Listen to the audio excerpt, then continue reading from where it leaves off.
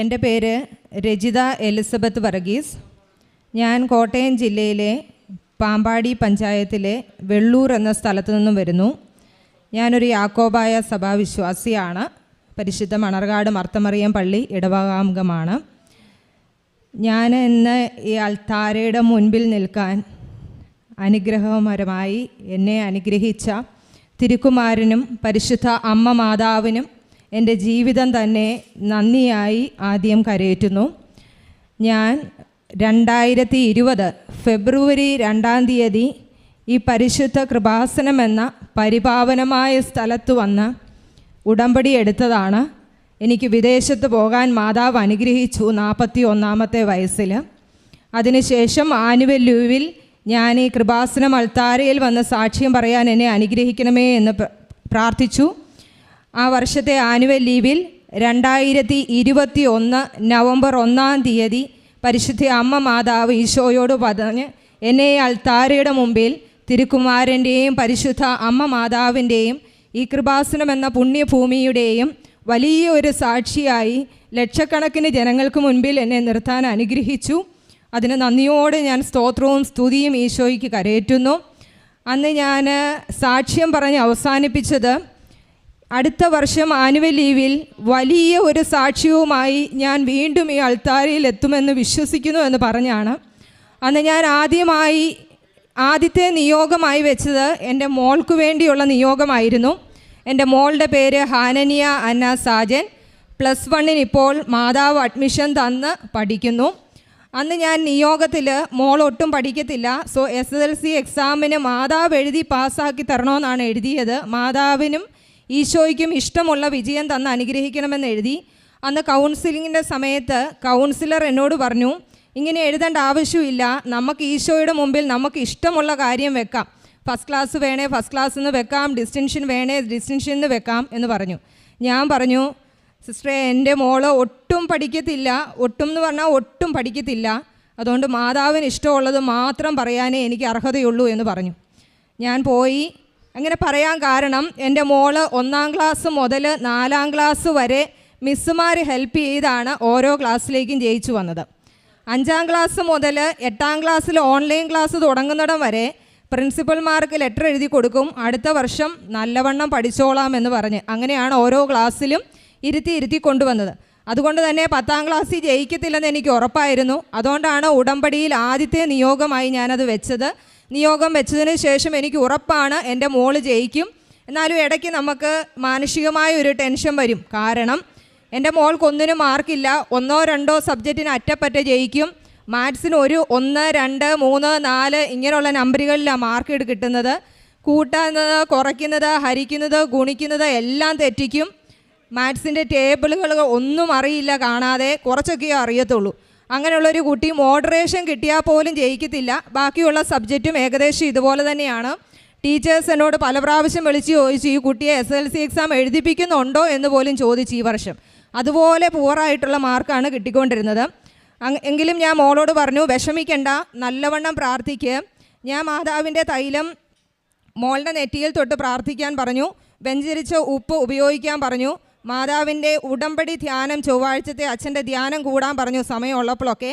ശനിയാഴ്ച ദിവസങ്ങളിൽ അല്ലെ ബുധനാഴ്ച ദിവസങ്ങളിൽ ഉച്ചവരെയെങ്കിലും ഉപവാസം എടുക്കാൻ പറഞ്ഞ് പറ്റുന്നത്ര മോളെയും കൊണ്ട് ചെയ്യിപ്പിച്ചു. ഞാൻ ഒമാനിലാണ്. ഞാൻ ഒമാനിലിരുന്ന് അച്ഛൻ്റെ ചൊവ്വാഴ്ചത്തെ ഉടമ്പടി ധ്യാനം കൂടും, അപ്പോഴൊക്കെ വെച്ച് പ്രാർത്ഥിക്കും. അങ്ങനെ SSLC എക്സാം അടുത്തു. SSLC എക്സാമിൻ്റെ ഹോൾ ടിക്കറ്റ് കിട്ടിയപ്പോൾ മോൾ എന്നെ വിളിച്ച് പറഞ്ഞു, ഹോൾ ടിക്കറ്റ് കിട്ടി, ഞാൻ വാട്സാപ്പിൽ അയക്കാം, അമ്മയ്ക്ക് കാണണ്ടേന്ന്. ഞാൻ പറഞ്ഞു, എനിക്ക് കാണണ്ട. കാരണം ഞാൻ മാതാവിനോട് പറഞ്ഞു, ഞാൻ മാതാവിൻ്റെ മുമ്പിൽ പറഞ്ഞ് ഇതിനൊരു സാക്ഷിയായി നിൽക്കുന്നിടം വരെ ഞാൻ ആ ഹോൾ ടിക്കറ്റോ രജിസ്റ്റർ നമ്പറോ കാണുന്നില്ല. കാരണം ഞാനല്ല ഇപ്പം അമ്മ. ഒമാനി പോയപ്പോൾ കുഞ്ഞിൻ്റെ കാര്യങ്ങൾ നോക്കാൻ ഞാൻ മാതാവിനെ ഏൽപ്പിച്ച, കാര്യങ്ങൾ നോക്കാനല്ല, അമ്മയായിട്ട് മാതാവിനെ ഏൽപ്പിച്ചിട്ടാണ് ഞാൻ പോയത്. ഞാൻ വെറും ഒരാളായിട്ട് മാത്രമാണ് ഇപ്പോഴും ഇരിക്കുന്നത്. മാതാവ് അതങ്ങ് ഏറ്റെടുത്തു. അങ്ങനെ ഇരിക്കെ ഹോൾ ടിക്കറ്റ് ഞാൻ മാതാവിനെ ഏൽപ്പിച്ചു. ആപ്ലിക്കേഷൻ ഫോം ഫില്ല് ചെയ്യാൻ നേരം ഹോൾ ടിക്കറ്റിൻ്റെ നമ്പർ എഴുതുന്നത് അയച്ചു തരുമ്പോൾ ഞാൻ പറയും, ഹോൾ ടിക്കറ്റിൻ്റെ നമ്പറുള്ള ഭാഗം എഴുതണ്ട, അതെനിക്ക് അയച്ചു തന്ന് ബാക്കിയെല്ലാം കറക്റ്റ് ചെയ്തിട്ട് പിന്നെ മോൻ എഴുതി കൊടുത്താൽ മതി എന്ന് പറയും. അങ്ങനെയാണ് ചെയ്തുകൊണ്ടിരുന്നത്. ഇനി നിമിഷം വരെ ഞാൻ ആ ഹോൾ ടിക്കറ്റ് കണ്ടിട്ടില്ല, ഹോൾ ടിക്കറ്റിൻ്റെ നമ്പരും കണ്ടിട്ടില്ല. മാതാവ് SSLC എക്സാം അടുത്ത് വരുന്ന സമയത്ത് അച്ഛൻ്റെ ചൊവ്വാഴ്ചത്തെ ധ്യാനത്തിൽ ബഹുമാനപ്പെട്ട VP ജോസഫ് അച്ഛൻ സ്തുതിപ്പിൻ്റെ സമയത്ത് പറഞ്ഞു എല്ലാ വിധത്തിലുള്ള എക്സാമുകൾ എഴുതുന്നവർക്ക് വേണ്ടിയും പ്രാർത്ഥിക്കാൻ. ഞാൻ കണ്ണുനീരോടെ പ്രാർത്ഥിച്ചു. കാരണം കൊച്ചിൻ്റെ അവസ്ഥ എനിക്കറിയാം. ക്ലാസ് ടീച്ചർ ഷേർലി മിസ് വിളിച്ചുകൊണ്ടിരിക്കുകയാണ്. അപ്പോൾ ഞാനിങ്ങനെ പ്രാർത്ഥിച്ചു. അപ്പം സ്തുതിപ്പിൻ്റെ സമയത്ത് പരിശുദ്ധ കൃപാസനം പ്രസാദവര മാതാവ്, ഞാനിങ്ങനെ പറയാൻ കാരണം കൃപാസനത്തിൽ പ്രത്യക്ഷപ്പെട്ട ഈ അൾത്താരയിൽ ജീവനോടെ എഴുന്നള്ളി നിൽക്കുന്ന ഈ സിൽവർ ഗ്രേ കളറിലുള്ള പരിശുദ്ധ അമ്മ മാതാവ് ഡെസ്കിലിരുന്ന് ബെഞ്ചിലേക്ക് ചാഞ്ഞ് ഇടത് കൈ ബെഞ്ചിന്മേൽ വെച്ച് വലത് കൈ കൊണ്ട് എക്സാം എഴുതുന്നത് ഞാൻ കണ്ടു. മുമ്പിൽ നിന്നല്ല കണ്ടത്, മാതാവിനെ ഞാൻ പുറകിൽ നിന്നാണ് കണ്ടത്.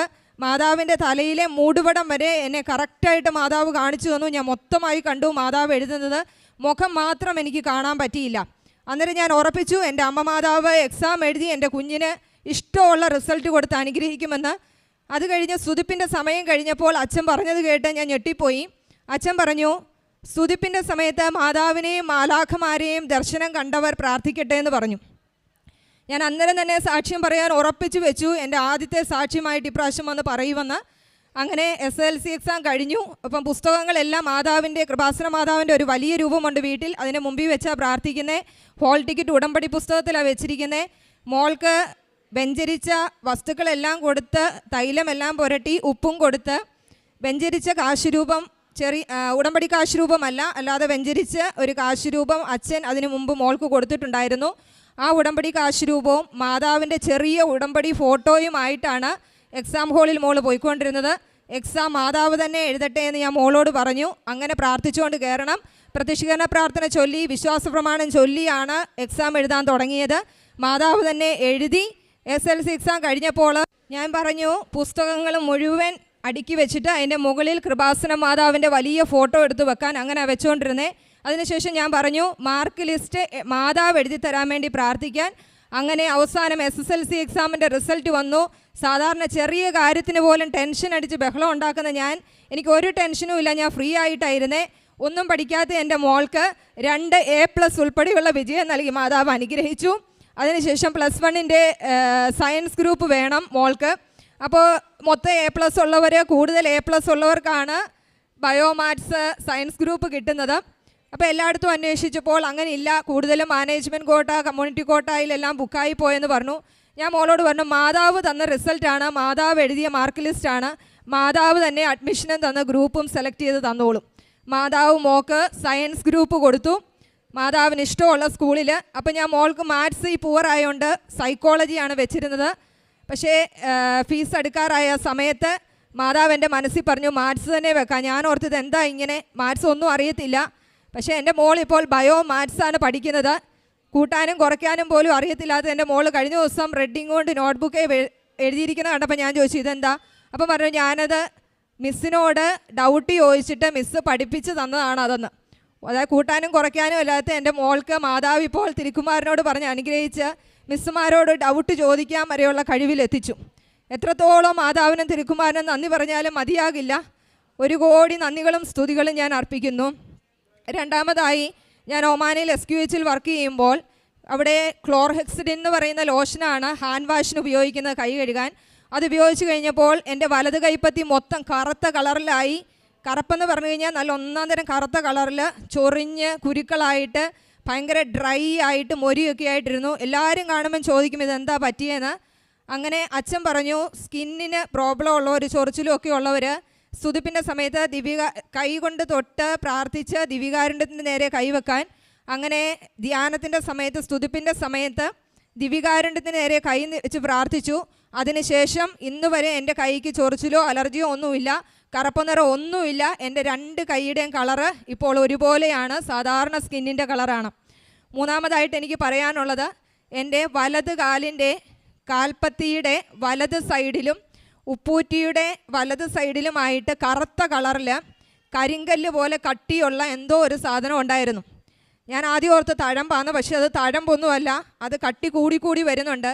ഞാനത് പെറുക്കി ഇങ്ങനെ ചിരണ്ടിയൊക്കെ നോക്കി കളയാൻ ഒരു രക്ഷയില്ല, അത് വരത്തില്ല. അവസാനം ഞാൻ വിചാരിച്ചു ആനുവൽ ലീവിൽ നാട്ടിൽ ഈ പ്രാവശ്യം വെക്കേഷൻ വരുമ്പോൾ, ഞാൻ വെക്കേഷന് വന്നതാണ്, മെഡിക്കൽ സെൻ്റർ എന്ന് പറഞ്ഞ കോട്ടയത്തുള്ള ഹോസ്പിറ്റലിൽ കൊണ്ടുപോയി കാണിക്കണം എന്ന് വിചാരിച്ചാണ് വന്നത്. പക്ഷേ ഞാൻ അവിടുന്ന് പോരുന്നതിന് മുമ്പ് മുതൽ എനിക്ക് എയർപോർട്ടിൽ നിന്ന് വരുന്ന വഴി മാതാവിനെ കണ്ടിട്ട് പോകണമെന്നുള്ളൊരു തോന്നൽ വന്നു. ഒരു 2 ആഴ്ച മുമ്പ് ഞാൻ നെടുമ്പാശ്ശേരി എയർപോർട്ടിൽ വന്നിട്ട് വരുന്ന വഴി ഡ്രൈവറോട് പറഞ്ഞു എനിക്ക് കൃപാസനം അൾത്താരയിൽ പോകണം, മാതാവിനെ കണ്ടിട്ട് പോകാമെന്ന്. അങ്ങനെ ട്രോളി ബാഗും എല്ലാം ആയിട്ട് കാറയിൽ ഇവിടെ വന്ന് മാതാവിനെ കണ്ടു, തിരിച്ചു പോയി. വീട്ടിൽ ചെന്ന് കഴിഞ്ഞ് ഞാൻ എൻ്റെ മോളോട് പറഞ്ഞു, കുളിച്ചൊക്കെ കഴിഞ്ഞിരുന്നു, എൻ്റെ കാലയിൽ കറുത്ത കളറിലൊരു സംഭവമുണ്ട്. അപ്പോൾ ഞാൻ അതിൻ്റെ ഫോട്ടോ എടുത്ത് വെച്ചിട്ടുണ്ട്, അത് കാണിച്ചില്ല. കാലയിലെ ആദ്യം കാണിക്കാൻ വേണ്ടി നോക്കിയപ്പോൾ അവിടെ ഒന്നുമില്ല. അവിടെ സാധാരണ സ്കിന്നിൻ്റെ കളറിലായി, അവിടെ ഒരു സംഭവവും ഇല്ല. മാതാവിൻ്റെ അൾത്താരയിൽ വന്ന് പോയതിന് ശേഷം അതെപ്പോഴോ പോയി. അന്ന് തന്നെ വൈകിട്ടാണ് ഞാൻ നോക്കിയത്, അതില്ല. അപ്പോൾ ഞാനത് എൻ്റെ ഫോണിലുള്ള ഫോട്ടോ കാണിച്ചു മോളെ, അത് കറുത്ത് തഴമ്പിച്ചിരിക്കുന്നത്. അടുത്തതായിട്ട് എനിക്ക് പറയാനുള്ളത്, SQH വെച്ച് എനിക്കൊരു നീഡിൽ പ്രിക്ക് ഇഞ്ചുറി ഉണ്ടായി. അതായത് ഒരു പേഷ്യൻറ്റ് മരിച്ചുപോയി. ആ മരിച്ചുപോയ പേഷ്യൻറ്റിൻ്റെ ക്യാനുല അങ്ങനെയുള്ള കാര്യങ്ങൾ ഊരിയപ്പോൾ ബ്ലീഡ് വരാതിരിക്കാൻ അവിടെ സ്യൂച്ചറി ചെയ്യാൻ ഉപയോഗിച്ച സ്യൂച്ചറിങ് നീഡിലും ത്രെഡൂടെ അത് ഉപയോഗിച്ച് ആൾ കളയാൻ മറന്നുപോയി. അന്നേരം തന്നെ നീഡിൽ പഞ്ചർ ബോക്സിൽ ഇടേണ്ടതാണ്, മറന്നുപോയി, അതോടെ വെച്ചു. അപ്പോൾ അത് ഡേ ഷിഫ്റ്റിലാണ്. ഞാൻ നൈറ്റ് ഷിഫ്റ്റിന് ചെയ്തപ്പോൾ എൻ്റെ ടീം ലീഡർ എന്നോട് പറഞ്ഞു അവിടെ ക്ലീൻ ആക്കണം, പേഷ്യൻറ്റിനെ ഷിഫ്റ്റ് ചെയ്തിട്ടില്ല, ഡെഡ് ബോഡി. ഇപ്പോൾ റിലേറ്റീവ്സ് വരാൻ താമസിക്കും. അവരുടെ ബന്ധുക്കൾ വന്നതിന് ശേഷം ഡെഡ് ബോഡി ഷിഫ്റ്റ് ചെയ്തതിന് ശേഷം ക്ലീൻ ചെയ്ത സമയത്ത് സിറിഞ്ച് പമ്പ് ക്ലീൻ ചെയ്തപ്പോൾ എൻ്റെ കയ്യിൽ എന്തോ കൊണ്ട പോലെ, ഗ്ലൗസിൻ്റെ ഇടയിൽ കൂടെ എന്തോ കൊണ്ട പോലെ എനിക്കും തോന്നി, സെറ്റീവം പോലെ ഡൗട്ട് തോന്നി. ഗ്ലൗസ് എല്ലാം ഊരിക്കളഞ്ഞ് നോക്കിയപ്പോൾ പ്രിക്കായിട്ടുണ്ട്. എന്ത് സാധനമാണെന്ന് ചോദിക്കുമ്പോൾ ബ്ലഡിലും രോമത്തിലും കുളിച്ചിരിക്കുന്ന ഒരു നീഡിൽ ഹോൾഡറും അതിൻ്റെ ത്രെഡും എല്ലാം കൂടി ഇരിക്കുന്നു. അന്നേരം തന്നെ എമർജൻസി ഡിപ്പാർട്ട്മെൻറ്റിൽ പോയി ബാക്കി എക്സാമിനേഷൻ ചെയ്യണം. പേഷ്യൻറ്റിൻ്റെ ഡീറ്റെയിൽസ് എടുത്ത് നോക്കിയാൽ സാധാരണ പേഷ്യൻസ് വരുമ്പം HIV, HbSAg എല്ലാ ടെസ്റ്റുകളും ചെയ്യുന്നതാണ് അവിടെ. പക്ഷേങ്കിൽ ഈ പേഷ്യൻറ്റിൻ്റെ അതൊന്നും ചെയ്തിട്ടില്ല. പേഷ്യൻറ്റിൻ്റെ ബ്ലഡ് സാധാരണ രീതിയിൽ ചിലപ്പോൾ ലാബിൽ കാണാം, പക്ഷേ ഇതിൻ്റെ ഇങ്ങനെ എടുക്കാത്ത കാരണം കാണുമോ ഇല്ലയോ എന്നറിയത്തില്ല. പേഷ്യൻ്റ് ഡെത്തായി, പേഷ്യൻ്റെ ബോഡി പോകുകയും ചെയ്തു. എനിക്കറിയത്തില്ല. അപ്പോൾ എൻ്റെ ഉള്ളിൽ നിന്ന് വന്നത് എൻ്റെ കൃപാസനം പ്രസാദപര മാതാവ് എന്ന് വിളിക്കാനാണ്. ഞാൻ ഉച്ചവല്ലെങ്കിലും എൻ്റെ ഹൃദയത്തിൽ അതേ തീഷ്ണതയോടെ ഞാൻ വിളിച്ചു. പെട്ടെന്ന് മാതാവ് എന്നോട് പറഞ്ഞു, എപ്പോഴും മാതാവിൻ്റെ കാശുരൂപം എൻ്റെ പോക്കറ്റിലുണ്ട്. ഇവിടുത്തെ പ്രേക്ഷിത പ്രവർത്തനത്തിൻ്റെ ഉടമ്പടി പത്രം എന്നൊരു പത്രം എൻ്റെ പോക്കറ്റിലുണ്ട്. അതിൻ്റെ അകത്ത് വെഞ്ചരിച്ച് ഉപ്പ് ശകലം ഒരു പേപ്പറിലാക്കി പൊതിഞ്ഞിട്ടാണ് ഞാൻ നടക്കുന്നത്. ആ ഉപ്പ് കയ്യിലുണ്ട്, നീ വേഗം എടുത്ത് വെക്കാൻ മാതാവ് എന്നോട് പറഞ്ഞു. ഞാൻ പെട്ടെന്ന് വെഞ്ചരിച്ച് ഉപ്പെടുത്ത് നീഡിൽ പ്രിക്ക് ആയെടുത്ത് വെച്ച് പ്രസ് ചെയ്ത് പിടിച്ചു. എന്നിട്ടാണ് കാഷ്വാലിറ്റിയിൽ എമർജൻസി ഡിപ്പാർട്ട്മെൻറ്റിൽ പോയി അതിൻ്റെ ബാക്കി പ്രൊസീജിയേഴ്സിന്. അവിടെ ചെന്ന് കഴിഞ്ഞപ്പോൾ പേഷ്യൻറ്റിൻ്റെ ബ്ലഡ് ഉണ്ടോ എന്ന് നോക്കണം, ടെസ്റ്റ് ചെയ്യണമെന്ന് പറഞ്ഞു. പേഷ്യൻറ്റിൻ്റെ ബ്ലഡ് ഉണ്ടായിരുന്നു, ടെസ്റ്റ് ചെയ്തു. എൻ്റേതും ടെസ്റ്റ് ചെയ്തു, ബ്ലഡ് കളക്ട് ചെയ്തെടുത്തു. ഞാൻ വെഞ്ചരിച്ച് ഉപ്പ് വെച്ചു. സാധാരണ രീതി ഭയങ്കര ടെൻഷനുള്ള ഞാൻ അന്ന് തന്നെ റിസൾട്ടിൻ്റെ പുറകെ നടക്കേണ്ടതാണ്. ഞാൻ തിരിച്ചു പോന്നു. ഞാൻ ആ റിസൾട്ടിൻ്റെ പുറകെ ഒന്നും പോയില്ല. എല്ലാവരും എന്നോട് ചോദിച്ചു എന്തുകൊണ്ടാണ് ഇത്രയും പേടിയും ടെൻഷനും ഉള്ള റിസൾട്ടിനെ കുറിച്ച് അന്വേഷിക്കാഞ്ഞതെന്ന്. ഞാൻ പറഞ്ഞു കൃപാസനത്തിലെ ഉപ്പ് വെച്ച് പ്രാർത്ഥിച്ചതാണ്, മാതാവ് നോക്കിക്കോളൂ, ഒരു കുഴപ്പവും വരത്തില്ലെന്ന്. എല്ലാവരും പറഞ്ഞപ്പോൾ ഞാൻ പറഞ്ഞു ശരി, റിസൾട്ട് നോക്കിക്കോളാൻ. പേഷ്യൻറ്റിൻ്റെ ബ്ലഡ് ടെസ്റ്റ് ചെയ്തത് നെഗറ്റീവ്, എൻ്റേത് നെഗറ്റീവായിരുന്നു. പേഷ്യൻ്റ് മരിച്ചുപോയി, കൊണ്ടുപോയി അടക്കിയ ഒരു പേഷ്യൻ്റാണെന്ന് ഓർക്കണം. അങ്ങനെ പരിശുദ്ധ കൃപാസനം പ്രസാദപര മാതാവ് തിരുക്കുമാരനോട് പറഞ്ഞ് എന്നെയും എൻ്റെ മോളെയും ഈ പരിശുദ്ധ കൃപാസന ഉടമ്പടിയുടെ സജീവ സാക്ഷിയാക്കി നിർത്തുന്നതിന് ഞങ്ങളുടെ ജീവിതം മുഴുവൻ നന്ദിയായി കരയേറ്റുന്നു. ഞാൻ ഈ ശനിയാഴ്ച തിരിച്ചു പോവുകയാണ് ഒമാനിലേക്ക്. അടുത്ത വർഷം ആനുവൽ ലീവ് വരുമ്പോൾ വീണ്ടും ഒരു വലിയ സാക്ഷ്യവുമായി ഈ കൃപാസന അൾത്താരയിൽ മുമ്പിൽ നിൽക്കാൻ ഈശോയോട് പറഞ്ഞ് മാതാവ് അനുഗ്രഹിക്കുമെന്ന് ഉറച്ചു വിശ്വസിക്കുന്നു. യേശുവേ നന്ദി, യേശുവേ സ്തോത്രം. നമ്മുടെ എല്ലാ ധാരണയെയും അതിലംഘിക്കുന്ന ദൈവത്തിൻ്റെ സമാധാനം നിങ്ങളുടെ ഹൃദയങ്ങളിലും ചിന്തകളെയും യേശു ക്രിസ്തുവിൽ കാത്തുകൊള്ളും. ചെറിയ ക്ലാസ്സിൽ പഠിക്കുവാൻ ബുദ്ധിമുട്ടായിരുന്നതുകൊണ്ട് വലിയ ക്ലാസ് പാസ്സാവുന്നത് എങ്ങനെയായിരിക്കും എന്നുള്ളതാണ് രജിത് ചേച്ചിയുടെ ഭയമെന്നുള്ളത്. എന്നാൽ ഉടമ്പടിയിൽ വെച്ച് കഴിഞ്ഞപ്പോൾ മാതാവ് സഹായിച്ച് ഇപ്പോൾ നന്നായിട്ട് പഠിക്കുവാനായിട്ട് സാധിക്കുന്നു. നമ്മുടെ എല്ലാ ധാരണകളെയും അതിനേക്കാൾ അപ്പുറമാണ് ദൈവം നമ്മളെ സഹായിക്കുന്നത്. അതുപോലെ തന്നെ അലർജിയും ഇതൊക്കെയെല്ലാം പരിശുദ്ധ അമ്മ ഇടപെട്ട് സഹായിക്കുകയാണ്. നമ്മുടെ എല്ലാ ധാരണകളിലേക്കും അപ്പുറമായിട്ടാണ് പരിശുദ്ധ അമ്മ സഹായിക്കുന്നത്. മരിയൻ ഉടമ്പടി പ്രാർത്ഥനയിൽ നമ്മൾ ചെയ്യുന്നത് ഈശോ പറയുന്ന കാര്യങ്ങളാണ്. പരിശുദ്ധ അമ്മ കാനായിലെ കല്യാണത്തിൽ വെച്ച് അവിടെ വീഞ്ഞു തീർന്നു പോയ സമയത്ത് അവർക്ക് പ്രശ്നപരിഹാരമായിട്ട് പറഞ്ഞു കൊടുത്തത് അവൻ നിങ്ങളോട് പറയുന്നത് പോലെ ചെയ്യുവൻ എന്നുള്ളതാണ്. ഉടമ്പടി പ്രാർത്ഥന ഈശോ പറയുന്നത് ചെയ്യുന്ന പ്രാർത്ഥനയാണ്. ഈശോ നൽകിയ അനുഗ്രഹത്തിന് നന്ദി പറയാം. യേശുവേ നന്ദി, യേശുവേ സ്തോത്രം, യേശുവേ ആരാധന.